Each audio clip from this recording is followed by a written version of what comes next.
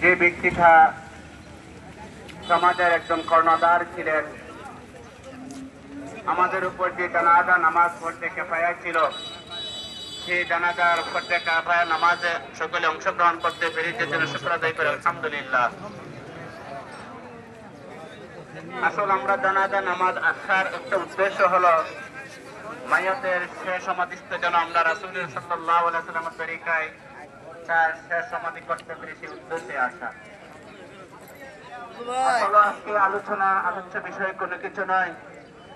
এই সুবাহাত পরিবারের জন্য আমরা সকলে রব্বে কারীমের দরবারে একথায় আকুতি পেশ করব যে হযরত ইয়াকুব নবী আলাইহিস সালাতু ওয়াস সালাম ইউসুফ হারার শোকে তিনি যেভাবে দিন শেষ করে ক্রন্দন করতে করতে চোখ বন্ধ হয়ে গেছিল, পরিশেষে ইউসুফকে পায়া যে নিয়ামত চোখের আলু ফিরে পেয়েছে, সেই নিয়ামত যেন ইউসুফ আহত পরিবারকে আল্লাহ তাআলা দান করেন।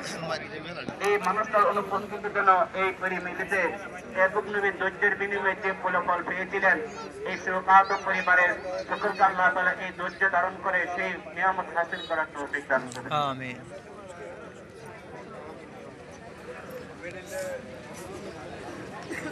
রায়চৌধুরী সাবেক চেয়ারম্যান বাকি ব্যক্তি সাহেব একটু সামনে আসার জন্য অনুরোধ করছি। সম্মানিত উপস্থিতি, ফতেপুর ইউপি সাবেক চেয়ারম্যান সবল চৌধুরী সাহেব অনুরোধ করছি সামনে আসার জন্য। সম্মানিত উপস্থিতি,